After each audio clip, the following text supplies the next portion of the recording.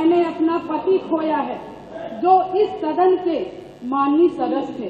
ये बात किसी से छिपी नहीं है, पूरा सदन जानता है कि उनकी हत्या कैसे हुई थी और किन लोगों ने की थी।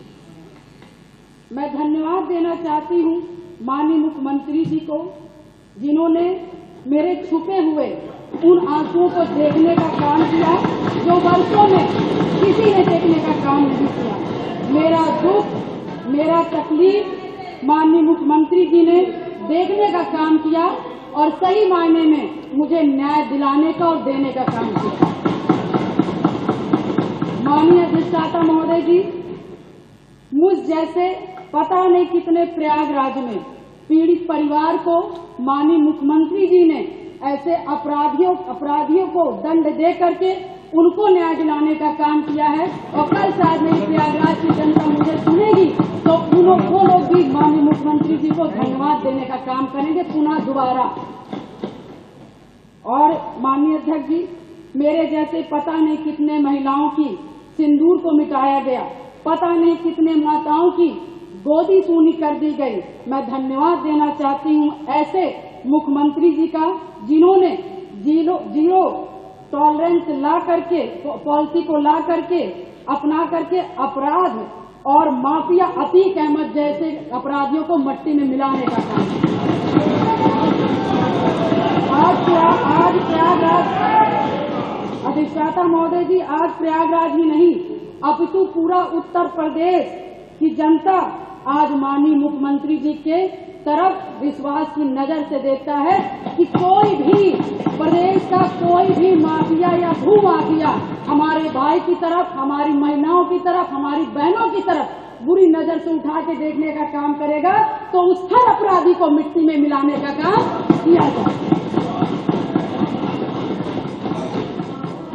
और माननीय अधिष्ठाता महोदय जी, मैं ये कहना चाहूंगी कि कोई जिसकी सबसे बड़ी बात, क्योंकि जो करके दिखा दे उसी पर विश्वास किया जाता है। मैं भी 3 बार इस सदन की विधायक रही हूँ, बहुत छोटी उम्र से रही हूँ। सबके विश्वास और सबकी आस से मैं यहाँ पर आई हूँ।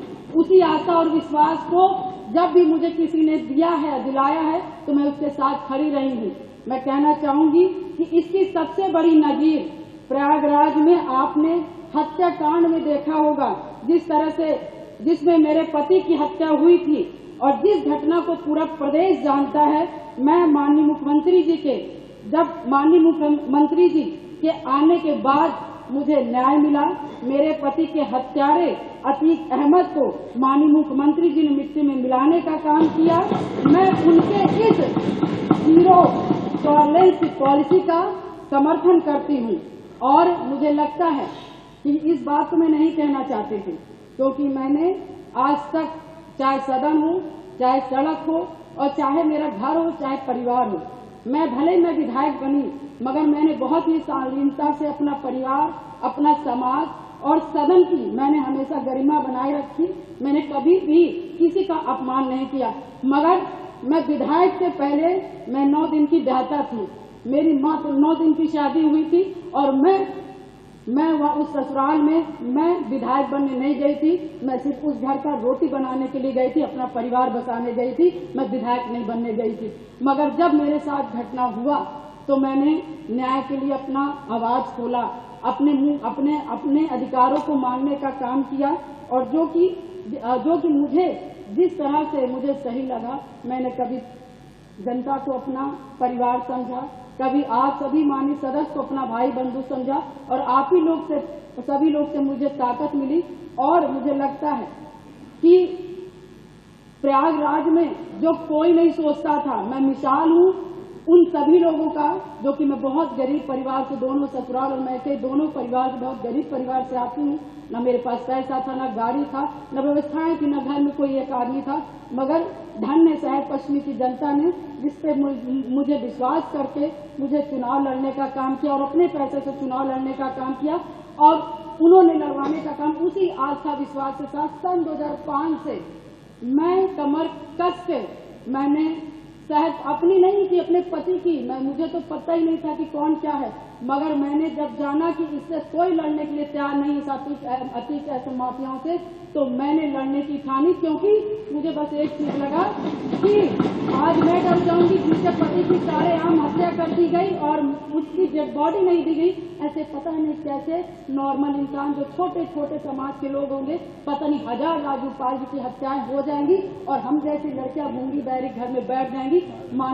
अधिष्ठाता महोदय, मैंने उनकी आवाज मैं सुन करके, और मैं अपने लिए लड़ाई नहीं की, पूरे शहर पश्चिमी और पूरे प्रयागराज और पूरे उत्तर प्रदेश की जनता के लिए लड़ने का काम की। और शायद मेरे आराध्य शिव जी को तरस आया होगा जिन्होंने की सरकार बनाई और हमारे जो सबको बोलना है जी को मानने वाले भगवान जी हनुमान जी को मानने वाले हैं, ऐसे मुखिया उत्तर प्रदेश के सरकार के मुख्यमंत्री बने। और शायद मेरी दम घुट रही थी और शायद मुझे दिक्कत हो रही थी और शायद मैं लड़ते लड़ते कहीं न कहीं अंदर से टूट रही थी, शरीर कमजोर हो रही थी, परेशान हो रही थी। ईश्वर को भी तरस आया और महाराज जी को भी तरस आया और मुझ जैसी महिला को न्याय दिलाने का काम किया। उत्तर प्रदेश की जनता को मुझ जैसी महिलाओं को न्याय दिलाने का काम किया।